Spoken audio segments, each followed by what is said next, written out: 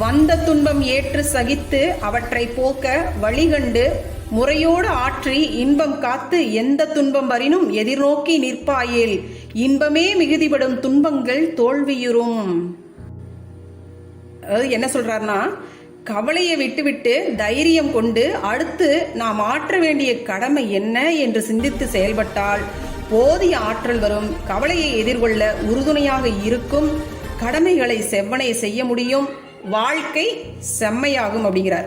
அதனால நம்ம என்ன பண்ணலாங்க, வாழ்க்கையில சிக்கலே இருக்கக்கூடாது அப்படிங்கிற எண்ணமோ இதையெல்லாம் வேரோடு கலைஞ்சிடணும் அப்படின்னு முடிவு செஞ்சு செயலாற்ற வேண்டாங்க. எப்பயுமே ஒரு சிக்கல் தீரும் போது இன்னொரு சிக்கல் என்ன ஆயிருங்க, ஆரம்பமாயிரும்.